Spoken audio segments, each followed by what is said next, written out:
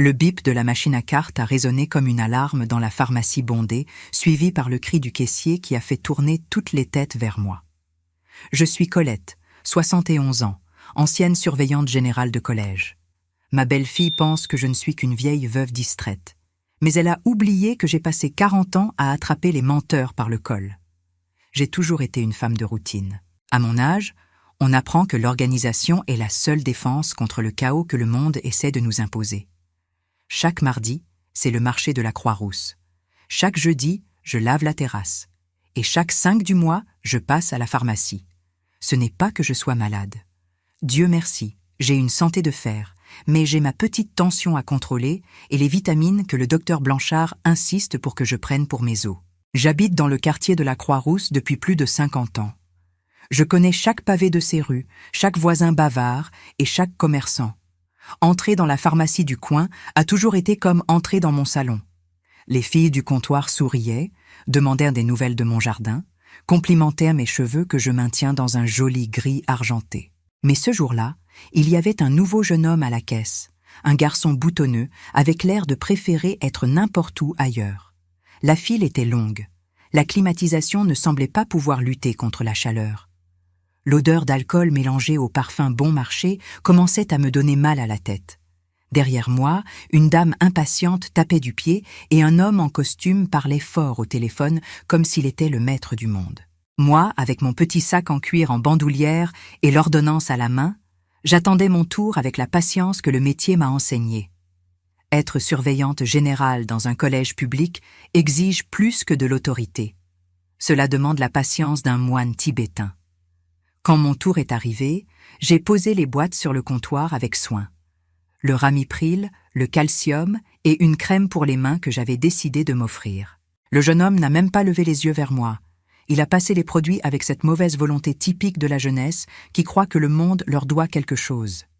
89 €, a-t-il marmonné en mâchant son chewing-gum la bouche ouverte. J'ai sorti ma carte de mon portefeuille. Cette petite carte bleue de la banque où je reçois ma pension et la retraite de mon défunt mari Gérard. Un homme bon qui a travaillé toute sa vie chez Renault Trucks pour que rien ne nous manque. L'argent qui arrive là est sacré. C'est le fruit de la sueur, des gamelles froides, des réveils à 4 heures du matin. J'ai inséré la carte, tapé le code. Ce même code que j'utilise depuis des années. Le silence a duré 2 secondes avant que la machine émette ce son aigu et irritant.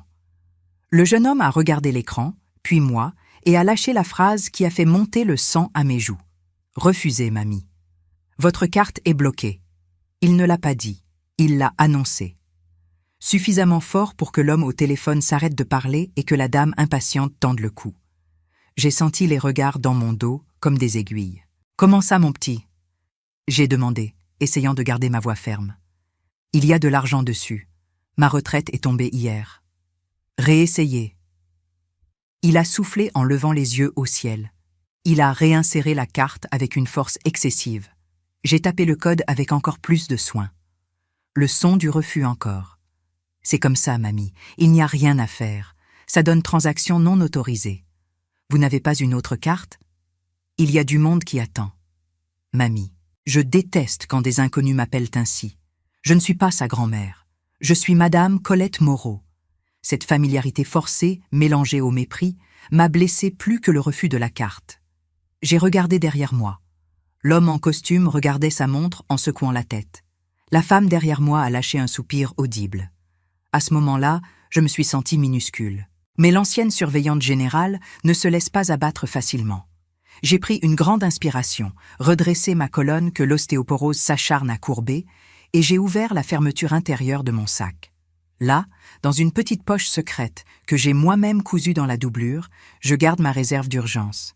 Des billets de 50 € bien lisses, pliés avec soin. Pas besoin d'annuler quoi que ce soit, ai-je dit d'une voix glaciale. Je paie en espèces. Et donnez-moi le ticket de caisse, s'il vous plaît. Je suis sortie de la pharmacie la tête haute. Mais à l'intérieur, je m'effondrais. Le chemin du retour semblait 3 fois plus long. Le soleil de l'après-midi frappait fort, mais le froid que je ressentais venait de l'intérieur. Comment ma carte pouvait-elle être bloquée? Je n'avais fait aucun achat important, je n'avais pas voyagé, je n'avais prêté ma carte à personne. personne, ai-je pensé, et je me suis arrêtée au milieu du trottoir. Une pensée horrible, un soupçon venimeux a commencé à germer dans mon esprit. J'ai secoué la tête pour le chasser. Non, ce ne pouvait pas être ça. La famille est sacrée. On élève ses enfants pour le bien. Mais la graine du doute était plantée, et elle allait bientôt révéler ses racines pourries. Mais avant de continuer, vérifiez si vous êtes déjà abonné à la chaîne et dites-nous en commentaire de quelle ville ou pays vous nous regardez. Nous aimons beaucoup savoir jusqu'où nos histoires voyagent. Je suis arrivée chez moi, j'ai verrouillé le portail et je suis allée directement à la cuisine. J'ai posé le sac de médicaments sur la table sans même enlever mes chaussures. Je devais tirer cette histoire au clair immédiatement. J'ai pris mon téléphone fixe et j'ai composé le numéro de la banque. Le service automatique est un test de patience pour n'importe quel chrétien. Tapez 1 pour ceci, tapez 2 pour cela. J'ai passé des minutes à écouter cette musique d'attente insupportable. Finalement, une voix humaine a répondu « Bonjour, ici Julien. À qui ai-je l'honneur ? À Colette Moreau. Je veux savoir pourquoi ma carte a été refusée à la pharmacie. J'ai de l'argent sur mon compte, monsieur. » Un instant, Madame Moreau. Je vais vérifier vos informations de sécurité. J'ai répondu à tout. Date de naissance, nom de jeune fille de ma mère. Numéro de sécurité sociale. Madame Moreau, la voix du jeune homme a changé. Elle est devenue plus sérieuse. Vous avez essayé de faire un achat de 89 €, c'est exact ? C'est exact. Et j'ai eu honte parce qu'on m'a dit que ma carte était bloquée. Le blocage a eu lieu par manque de fonds disponibles, madame. En fait, la carte est à découvert et le compte est en négatif, couvert par le découvert autorisé. J'ai senti mes jambes faiblir et j'ai tiré la chaise de la cuisine pour m'asseoir. Comment ça, mon petit ? Je n'ai rien dépensé. Ma retraite est tombée hier. Madame, il apparaît ici un prêt personnel contracté la semaine dernière d'un montant de 50 000 €, crédité sur votre compte et transféré immédiatement par virement instantané vers un compte tiers. De plus, plusieurs achats en ligne ont consommé toute la limite de votre carte de crédit. Le monde a tourné. 50 000 €. C'était de l'argent que je mettrais des années à économiser. Je n'ai fait aucun prêt, ai-je crié, sentant les larmes de rage monter à mes yeux. Je ne sais même pas bien utiliser cette application sur le téléphone portable. Qui a fait ça ? Où est parti cet argent ? L'agent a hésité. Madame Moreau, les transactions ont été effectuées via l'application mobile avec votre code et validation faciale. Le virement de 50 000 € a été envoyé à Séverine Morel. Le nom est tombé au milieu de la cuisine comme une bombe atomique. Séverine, ma belle-fille, l'épouse de mon fils Thierry, la mère de mes petits-enfants, celle qui chaque dimanche s'assoit à ma table, mange ma blanquette, m'appelle ma belle-maman chérie et se plaint que l'argent manque. Je me suis souvenu de la semaine dernière. Elle était venue chez moi toute sympathique, disant que mon téléphone portable était trop plein et lent, qu'elle allait le nettoyer pour moi. Laissez-moi arranger ça pour vous, belle maman, pour qu'il soit plus rapide. Moi, naïve, j'ai remis l'appareil déverrouillé entre ses mains et je suis allée préparer un café. Elle a passé une quarantaine de minutes à manipuler le téléphone dans le salon. Elle a utilisé mon visage. Elle a dû me demander de regarder l'écran à un moment donné, disant que c'était pour tester la caméra. Elle a pris 50 000 €.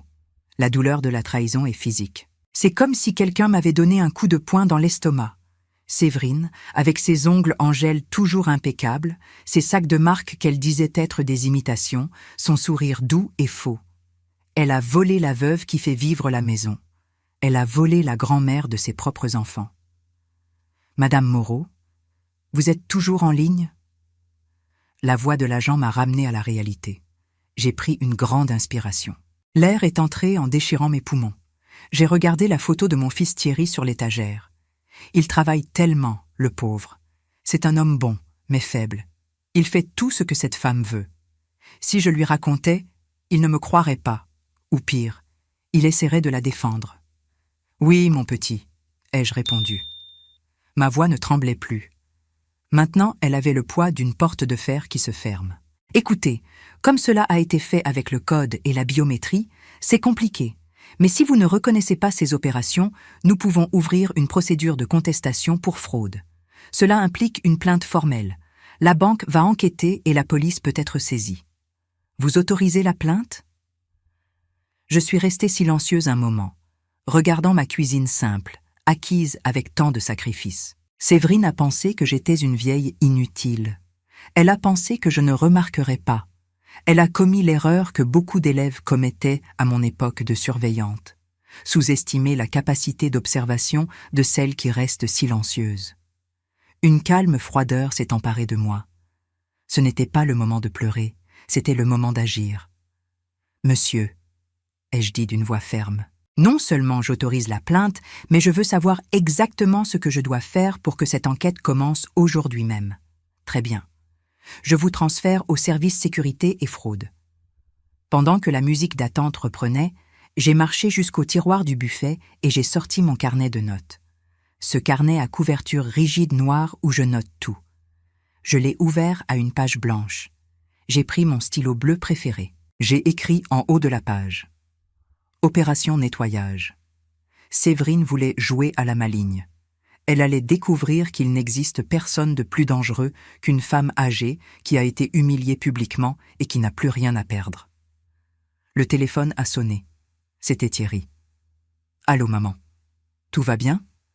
Séverine m'a dit de te prévenir qu'on vient dîner ce soir. Elle a dit qu'elle apportait une pizza. »« Bien sûr, mon fils, » ai-je répondu avec une douceur qui m'a moi-même étonnée. « Venez, vous me manquez. » Le silence de la maison était différent maintenant.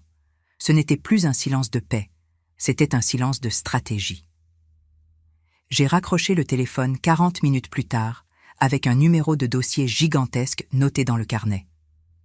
Le responsable de la banque m'a dit qu'il bloquerait tout de façon préventive, mais que la dette restait là jusqu'à ce que la fraude soit prouvée. Ils allaient en venir ce soir. Séverine allait venir avec ce sourire de serpent pour voir si la vieille avait déjà découvert le trou ou si elle restait dans l'ignorance. Elle ne savait pas que la vieille qu'elle connaissait était morte à la pharmacie, morte de honte. Celle qui l'attendrait au dîner serait une autre personne. J'ai commencé à dresser la table. Pas la table de tous les jours, avec les sets de table en plastique. J'ai mis la nappe de lin blanc que j'ai reçue pour mon mariage, celle qui ne sort du tiroir qu'à Noël. J'ai sorti du buffet la vaisselle en porcelaine aux bordures dorées. J'ai disposé les couverts en argent que j'ai hérités de ma mère. Pourquoi tant de luxe pour une pizza de mardi soir? Parce que le décor est tout. Je voulais créer un contraste. Je voulais que Séverine entre ici et voie la dignité qu'elle a essayé de voler. Je voulais qu'elle se sente petite face à mon élégance. Le criminel, quand il se sent trop en sécurité, se relâche. Mais quand l'environnement change, il devient tendu, et les gens tendus parlent trop. J'ai pris mon téléphone portable, j'ai testé l'enregistreur vocal, j'ai décidé où je placerais l'appareil. J'ai regardé le centre de table, un arrangement de fleurs artificielles. Il y avait de l'espace entre les feuilles et le vase. J'ai glissé le téléphone là avec le microphone tourné vers le haut, camouflé par une feuille de fougère en plastique. J'ai fait un test. Cristallin. La sonnette a retenti. J'ai calmé mes mains, arrangé le col de mon chemisier, passé un rouge à lèvres couleur naturelle. J'ai marché jusqu'au portail à pas lents, incarnant le personnage. La voiture de mon fils est entrée dans le garage.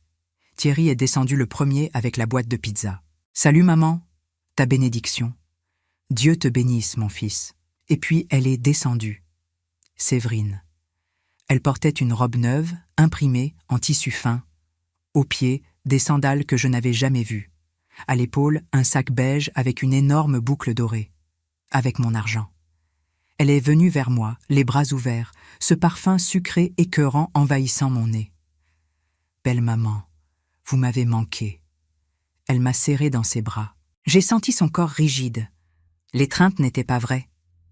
C'était une étreinte de quelqu'un qui vérifie si la bombe a déjà explosé.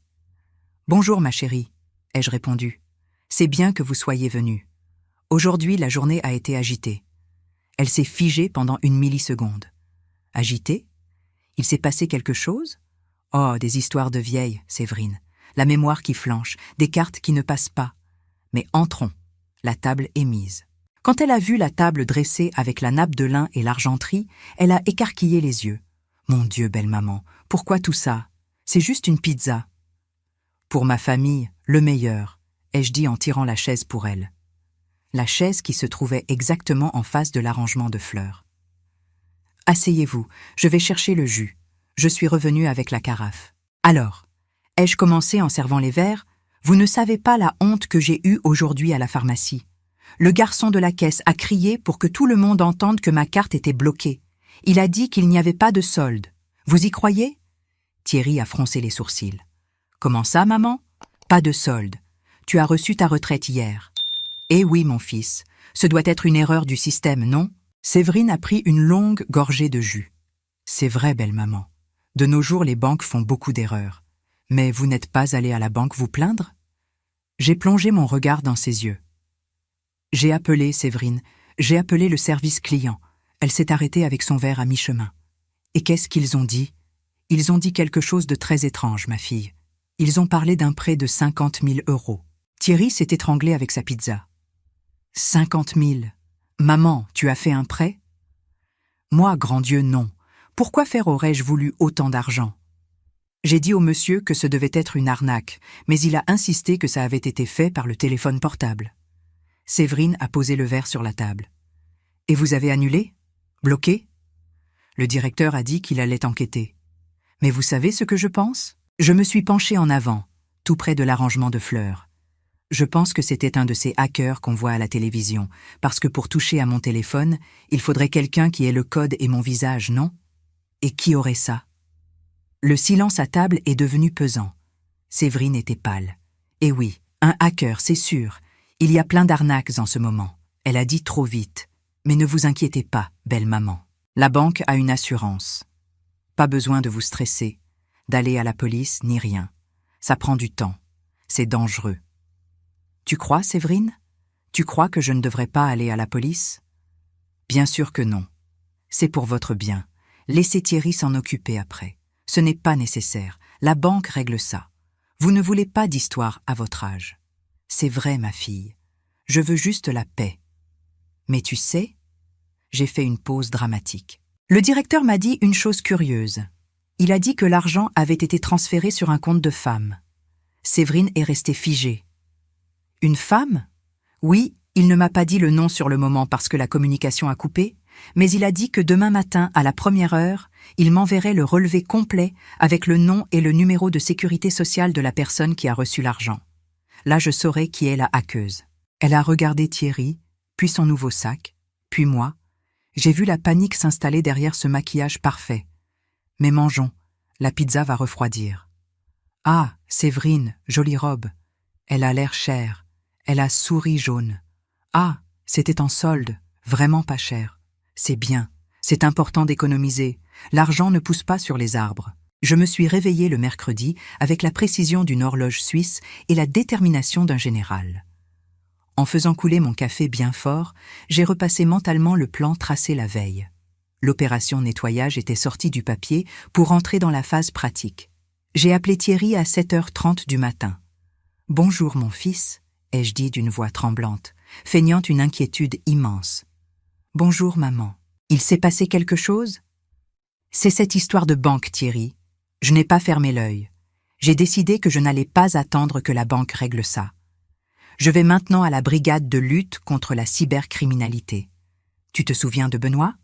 Ce petit élève un peu rondouillet qui s'asseyait au premier rang, il est devenu commissaire là-bas. Je vais lui demander de traquer ce hacker jusqu'en enfer. J'ai entendu un bruit de l'autre côté de la ligne. Probablement le téléphone de Séverine, qui devait écouter la conversation sur haut-parleur. « À la brigade, maman ?» La voix de Thierry était hésitante. Mais Séverine a dit que c'était dangereux. Ce qui est dangereux, c'est de laisser un bandit en liberté dépenser mon argent, mon fils. Benoît va récupérer les téléphones de tout le monde qui a accédé au compte. « Maman, attends. » Thierry a été interrompu. Puis Séverine a pris le téléphone. « Belle maman, bonjour. » Sa voix tremblait. « C'est quoi cette histoire de brigade maintenant? Vous allez vous rendre malade avec cette chaleur. Je dois y aller, Séverine. 50 000 €, c'est le travail d'une vie. Benoît me doit des faveurs. » Non, non, non. Elle s'est emmêlée les mots. Vous ne pouvez pas y aller seule en bus. C'est dangereux. Moi, je vous emmène. Attendez-moi là. J'arrive dans 20 minutes. J'ai raccroché et j'ai souri à ma tasse de café. Le poisson avait mordu à l'hameçon. Elle ne venait pas m'emmener par gentillesse. Elle venait pour essayer de m'en empêcher, pour surveiller ce que je dirais. Elle ne savait pas que sa voiture serait la salle d'interrogatoire et moi, la surveillante. Quand Séverine a klaxonné au portail, il n'était même pas 8 heures. Elle était sans maquillage, les cheveux attachés en un chignon mal fait et des cernes profondes. Je suis montée dans la voiture. Oh ma fille, quel ange tu es, de me sauver de prendre ce bus bondé. Elle a forcé un sourire, mais ses mains serraient le volant avec une telle force que ses jointures étaient blanches. Mais vous êtes sûr de ça? La brigade? C'est un endroit dur. La banque n'a pas dit qu'elle allait voir. La banque est lente, Séverine. Et je me suis souvenue d'une chose importante. Benoît m'a dit une fois que ces hackers sont souvent des gens proches, des gens qui connaissent notre routine. Elle a dégluti. Des gens proches? Quelle absurdité! Ce doit être quelqu'un sur Internet, en Russie. C'est possible. Mais tu sais ce qui est curieux? Le hacker connaissait mon code. Ce même code que j'ai seulement noté dans le petit carnet qui est dans le tiroir du buffet. Personne ne touche à ce tiroir à part moi et la famille, bien sûr. Belle maman, a-t-elle commencé quand nous nous sommes arrêtés à un feu rouge? Et si on passait au centre commercial avant? Prendre un café pour que vous vous calmiez? La brigade n'ouvre qu'à 9 heures pour le public. D'accord, un café me ferait du bien. Mais pas au centre commercial, Séverine. Allons à cette boulangerie près de l'école des enfants. Le pain doré. Elle a soupiré de soulagement, pensant avoir gagné du temps. Ce qu'elle ne savait pas, c'est que le pain doré se trouvait exactement en face de l'agence de ma banque et que j'avais rendez-vous avec le directeur à 8h30.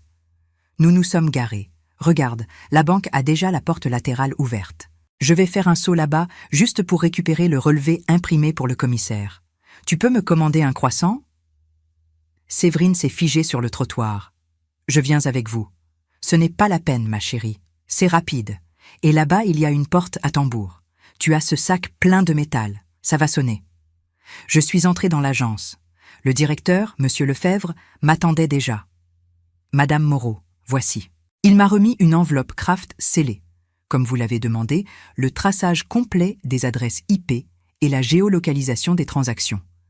Le compte destinataire est bien celui de Séverine Morel, n'est-ce pas? Oui, madame. À la banque en ligne N26.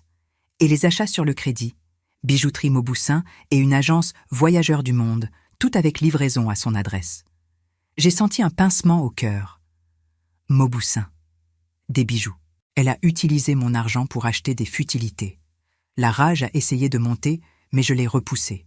La froideur était mon armure. Je suis retournée à la boulangerie. Séverine se rongeait l'ongle du pouce, regardant frénétiquement l'écran de son téléphone. J'ai posé l'enveloppe Kraft sur la table. J'ai réussi, ai-je dit. Le directeur a tout imprimé, même la carte d'où se trouvait le hacker quand il a fait le virement. Ses yeux se sont fixés sur l'enveloppe comme si c'était une bombe. Et c'était où? Curieux, Séverine. La carte indique votre rue, votre maison. En fait, le directeur a dit que ça pourrait être une erreur de satellite. Ou alors le hacker utilisait le Wi-Fi de votre maison. Elle s'est étranglée avec son jus. Notre maison? Mais on reçoit tellement de monde, non? C'est pour ça que c'est bien d'aller à la police. Ils vont interroger tout le monde qui est entré dans votre maison la semaine dernière. Belle maman, vous ne trouvez pas qu'on devrait en parler à Thierry avant d'aller à la police, pour ne pas exposer la famille? Tu as raison, ma fille. Le scandale, c'est mauvais. Alors rentrons. Je vous prépare un bon déjeuner et on attend Thierry ce soir. Faisons comme ça. Je ne vais pas à la brigade maintenant, mais je dois passer au cabinet de Maître Dumont. Maître Olivier Dumont, l'avocat pénaliste, lui-même. C'était mon élève, un garçon en or. Il m'a dit qu'avant la police, c'est bien de préparer une plainte avec constitution de partie civile. Il veut voir ses papiers. Il a dit que si c'est quelqu'un de la famille, la peine est encore plus lourde à cause de l'abus de confiance. Quand nous sommes arrivés devant le cabinet, j'ai détaché ma ceinture. Tu n'as pas besoin de monter, ma chérie. Je vais juste déposer les papiers et signer la procuration. J'ai ouvert la porte et avant de sortir, je me suis tournée vers elle. Ah, Séverine, j'ai oublié de mentionner. Le directeur m'a dit que le hacker a aussi acheté un billet pour les Maldives. Ce n'était pas là-bas que tu disais rêver d'aller? Quelle coïncidence. Ce hacker a très bon goût. À travers la vitre teintée, j'ai vu Séverine s'effondrer sur le volant. Elle ne pleurait pas de remords, elle pleurait de terreur. Le jeudi s'est levé avec un ciel gris, de ceux qui pèsent sur le toit et laissent l'air immobile. Je me suis réveillée avant le réveil, avec la sensation physique que le temps était écoulé. Le délai de 24 heures que j'avais silencieusement donné à la conscience de Séverine touchait à sa fin. J'ai passé la matinée dans la cuisine. J'ai fait un gâteau au yaourt, un de ces gâteaux bien simples, parce que l'odeur d'un gâteau au four a le pouvoir de calmer même un enterrement. En battant la pâte, je regardais l'horloge murale toutes les 5 minutes. 9 heures, 10 heures. Le silence de mon téléphone portable était assourdissant. Si Séverine avait avoué, Thierry aurait déjà appelé. À 10h30, le téléphone fixe a sonné. « Allô ? Maman ?» C'était la voix de Thierry. Elle était rauque, comme s'il avait avalé du sable. « Je dois venir chez toi maintenant. »« Il s'est passé quelque chose, mon fils ?» Séverine. Il a hésité et j'ai entendu un sanglot étouffé. « Elle m'a raconté une histoire, maman. Elle dit que tu es confuse, que tu inventes des choses sur la banque parce que tu as honte de dire que tu as dépensé l'argent. Elle pleure beaucoup ici. Elle dit que tu l'as menacée. J'ai senti le sang bouillir, montant chaud le long de mon cou. L'audace de cette femme n'avait pas de limite. Non seulement elle n'avait pas avoué, mais elle avait essayé d'inverser le jeu. Elle avait essayé de me faire passer pour la vieille gâteuse qui perd le sens de la réalité. « Viens ici, Thierry », ai-je dit d'une voix dure comme l'acier, et amène-la. Elle ne veut pas venir, maman. Elle dit qu'elle a peur de toi. Amène-la, Thierry, ou c'est moi qui viens là-bas avec la police. Le choix t'appartient. J'ai raccroché. Ils n'ont pas mis 20 minutes pour arriver.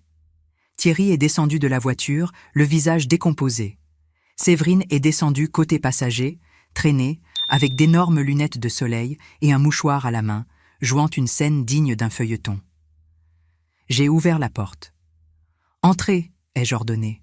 Je n'ai pas offert de café, je n'ai pas souri. J'étais la surveillante générale Colette maintenant, et ils étaient dans le bureau du proviseur.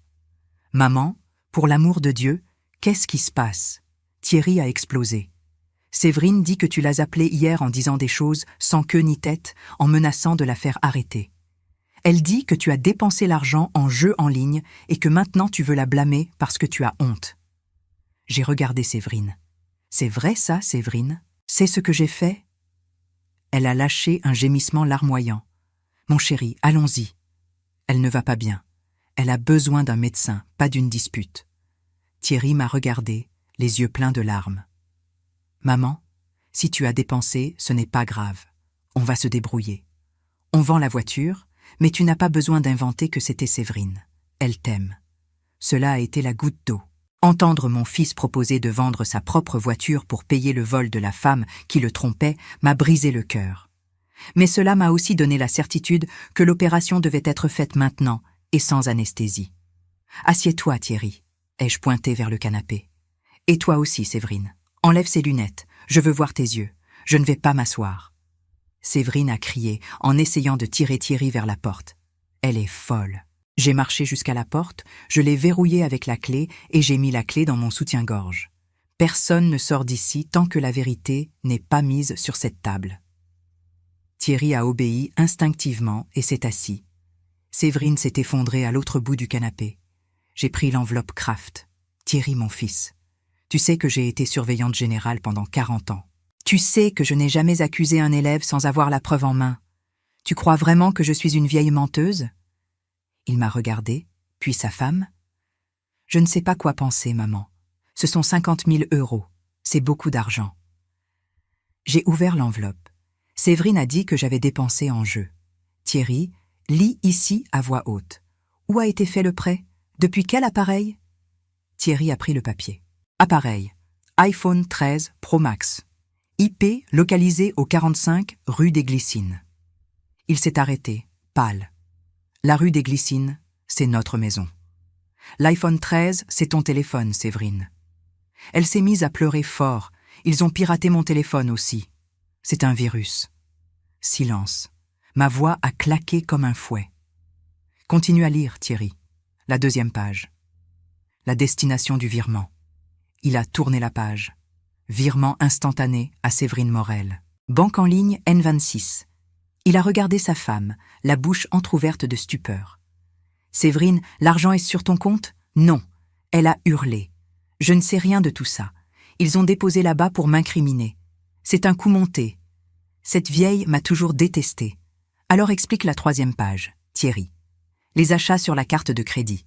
Thierry a regardé. Mauboussin. Voyageur du monde. Un billet et un forfait complet pour les Maldives. Pour 2 personnes. Séverine a cessé de crier. Thierry a laissé tomber les papiers. Il a regardé sa femme avec l'horreur de quelqu'un qui se réveille et voit une étrangère dans son lit. Les Maldives ? Tu as dit que tu allais chez ta mère à Villeurbanne la semaine prochaine ? Voyant qu'il n'y avait plus moyen de nier, elle a changé de tactique.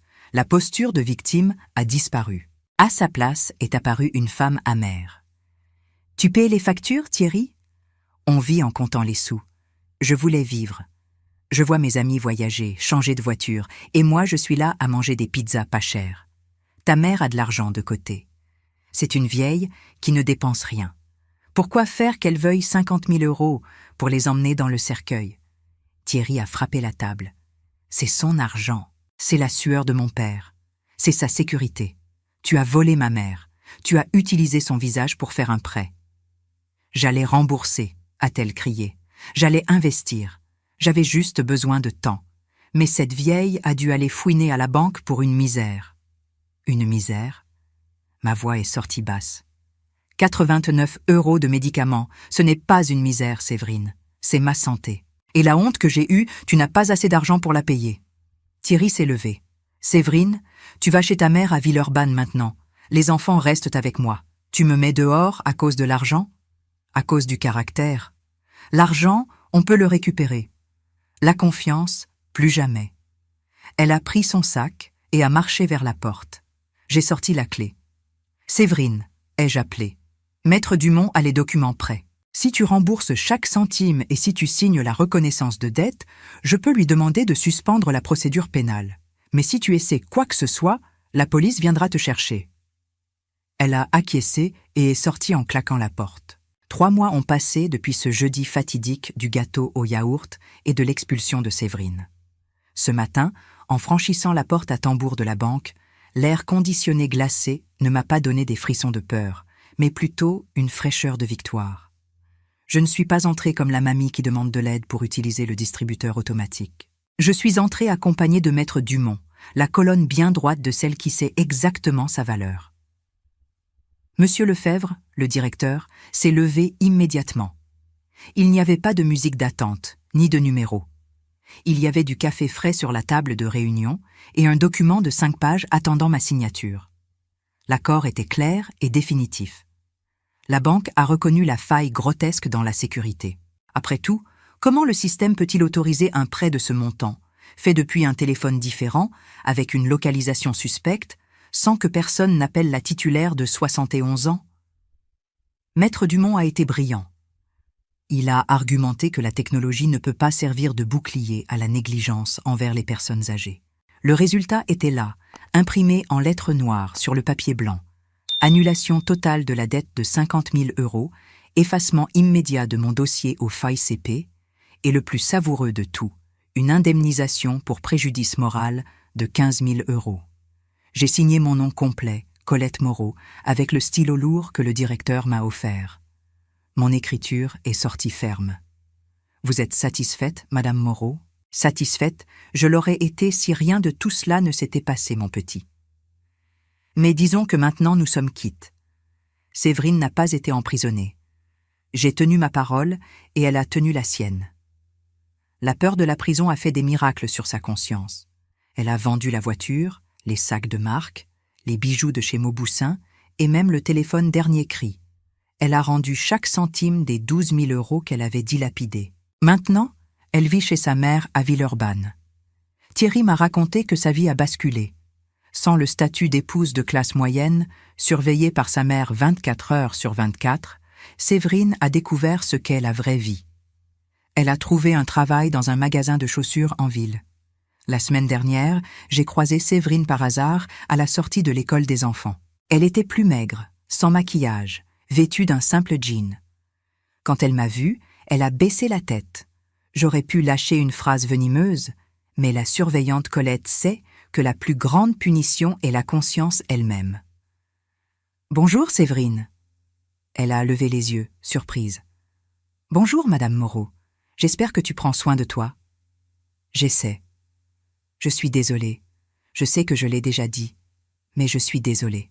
Le pardon, je l'ai déjà accordé, ma fille, parce que garder rancune rend le foie malade. Mais la confiance, c'est comme le cristal. Une fois brisé, ça ne se recolle plus. Continue ta vie et sois une mère décente pour ses enfants. Mais mon engagement de ce jour n'était pas avec Séverine. C'était avec mon propre reflet. J'ai demandé à Dumont de me déposer au coin de cette même pharmacie, la pharmacie du refusé mamie. Je suis entrée. La file était longue, et là, à la caisse, il y avait lui, le garçon boutonneux, le même qui avait crié ma honte. J'ai pris un panier, j'ai mis mes médicaments, 2 crèmes pour les mains et un parfum à la lavande. Quand mon tour est arrivé, le jeune homme m'a regardé.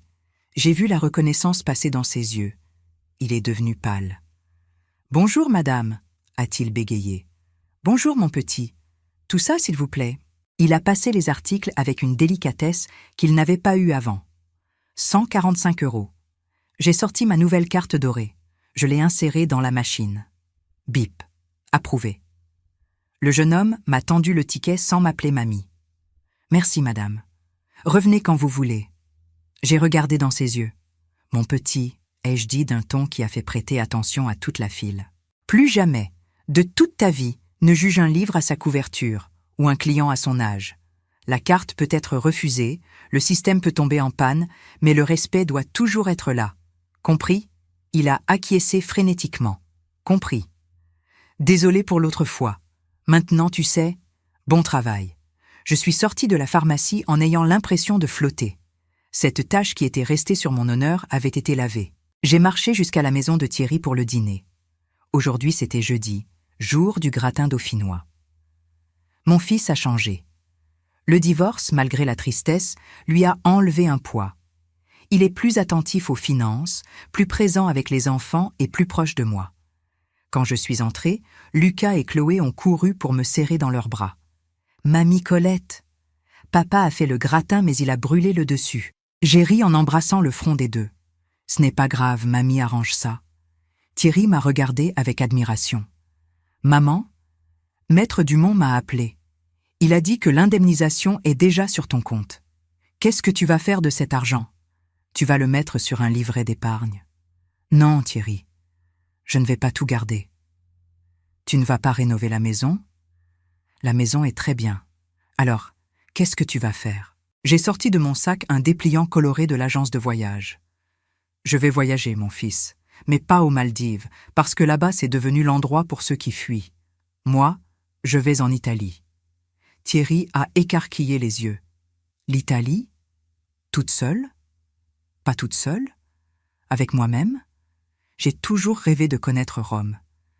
Gérard disait toujours « on ira l'année prochaine », et l'année prochaine n'est jamais venue pour lui. Moi, je suis vivante, Thierry, et la vie, c'est maintenant. Mais maman, tu ne parles pas italien. Et les valises, et l'aéroport. Thierry, j'ai découvert une fraude bancaire.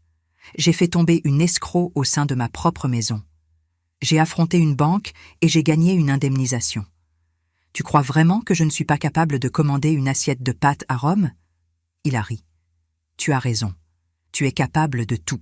La surveillante générale Colette va mettre le pape au pas, s'il le faut. Le dîner a été léger.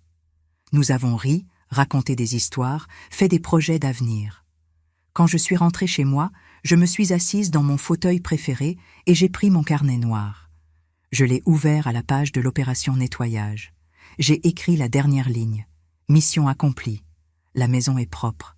L'âme est lavée. Beaucoup de femmes de mon âge pensent que quand les cheveux blancs arrivent, on devient invisible. J'ai failli tomber dans ce piège. Mais la vie m'a envoyé une carte refusée pour me réveiller. Il a fallu un cri d'humiliation pour que je retrouve mon rugissement. Ce soir, allongé dans mon lit, avec le billet pour Rome acheté sur l'application de mon téléphone, je ressens une immense gratitude. Pas pour la trahison, bien sûr, mais pour ce qu'elle a réveillé en moi.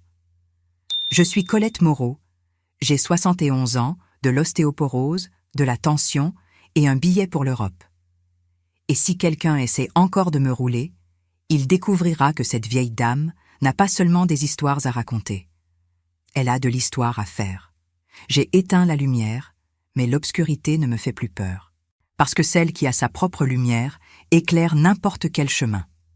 Et demain, très tôt, j'ai une valise à préparer. Si cette histoire a touché votre cœur, répondez ici dans les commentaires. À ma place, qu'auriez-vous fait? N'oubliez pas de regarder la prochaine vidéo qui apparaît sur votre écran. Elle apporte un rebondissement surprenant et émouvant qui vous captivera du début à la fin.